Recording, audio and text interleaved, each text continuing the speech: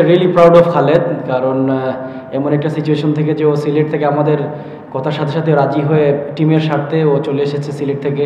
সমস্যাগুলো আসলে আমাদের টপ অর্ডার ফেইলার, খুব ভালো বোলিংই করছে, কারণ পাওয়ার প্লেতে বোলিং করা চ্যালেঞ্জিং।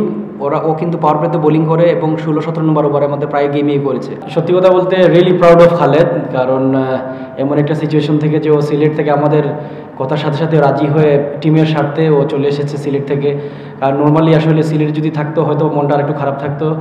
সো ও আমাকে কল করেছিল গতকালকে যে ভাই আমি কি করব। সো আমি বললাম যে আসলে সিলেটে থাকলে মনটা খারাপ থাকবে বাসায় বসে থেকে, আর এখানে আসলে হয়তো একটু উৎফুল্ল থাকবে। And he wanted to play this game, বললো যে আমি বরিশালের সাথে খেলতে চাই। আর আসলে সত্যি কথা বলতে আমরা সবাই ইমপ্রেস, কারণ একটা এত বড় ইনসিডেন্টের পরে যে ও চলে এসে এবং ম্যাচ খেলেছে এবং দারুণ বোলিং করেছে আজও।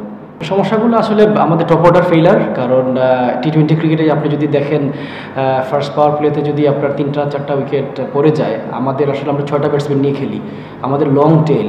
সো ওই জায়গায় আসলে আমাদের যারা রেগুলার রান করছিল ওরা 2-1টা ম্যাচে রান না করে আসলে আমাদের আপাতত ট্যালেন্টটা এক্সপোজড হয়েছে। সো আশা করবো ব্যাটসম্যানটা রেসপন্সিবিলিটি নিয়ে যদি ব্যাটিং করে we can come back again. না, আই ডোন্ট থিঙ্ক উইকেটে কোনো ঝামেলা ছিল। আসলে ভালো বোলিং বলতে পারেন। আমি রিয়েলি ফাইম আশরাফের যেগুলো উইকেট পেয়েছে খুব ভালো লেন্থে বলছিল, বাট আমি মনে করবো যে সোফার উইকেটটা খুব ভালো হচ্ছে এই বিপিএলে, এবং চিটাগংও এর ব্যতিক্রম নয়। তুলনামূলক বলতে আমি বলবো যে আসলে আর্লি উইকেট পর আমাদের যদি টিমের চিন্তা করি, আমাদের আর্লি উইকেটটা পড়ে যাচ্ছে। সো আমাদের ক্লার্ক যেমন আমাদের খুব ভালো ব্যাটিং করছিল পুরো throughout the tournament. So ও 2টা ম্যাচে আউট হয়, আমরা আসলে একটু পিছিয়ে গেছি।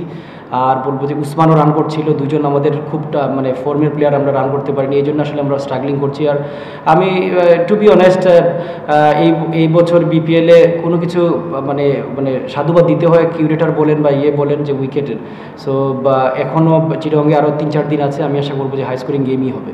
ডেফিনেটলি আমাদের স্কেজুলিংয়ে প্রবলেম, কারণ বড় বড় স্টাররা আসলে আইএল খেলতে চায়, এসএ খেলতে চায়। সো আমরা তো 2012-13-তে এইভাবে অনেক বড় বড় স্টারও খেলেছে, আমাদের টিমই খেলেছে চিটাগং কিংসে, আমিও ওদের সাথে খেলেছি। আমি বলবো যে অবশ্যই আমাদের এটা নিয়ে চিন্তা করা উচিত, আমাদের স্কেডিউলটা যে আইএল বা ইয়ের সাথে যদি সাংঘর্ষিক হয় তাহলে অবশ্যই সবাই চাইবে দুবাইতে খেলবে, সবাই চাইবে সাউথ আফ্রিকাতে খেলতে। সো আমি আশা করব যে খুব তাড়াতাড়ি এটার যদি আমরা ডিসেম্বরে যদি শুরু করতে পারি, অ্যাটলিস্ট 1 সপ্তাহ 2 সপ্তাহ এদিক সেদিক হলেও, কারণ এন্ড অফ দ্য ডে প্লেয়ারদের তো টাকা দরকার, এখানে খেলে ওইখানে খেলবে। সো তখন আমার মনে হয় এই সমস্যার সমাধান হবে। মোটামুটি না, খুব ভালো, কারণ খুব ভালো বোলিংই করছে, কারণ পাওয়ার প্লেতে বোলিং করা চ্যালেঞ্জিং। ও কিন্তু পাওয়ার প্লেতে বোলিং করে এবং 16-17 নম্বর ওভারে আমাদের প্রায় গেমই করেছে। আমি বলবো যে অনেক বড় ব্রেভ হার্ট বোলারও, আর সত্যি কথা বলতে ওর পেস নিয়ে কাজ করছে। সো আমি বলবো যে বাংলাদেশকে ছোটো ফর্মেটে অনেক দিনও সার্ভিস দিতে পারবে, আর এরকম বোলার আসলে খুব কমই আসে। আমি আশাবাদী আলিসুল ইসলাম বা বাংলাদেশে আবার কামব্যাক করবে এবং স্ট্রংলি কামব্যাক করবে বাংলাদেশের পরে।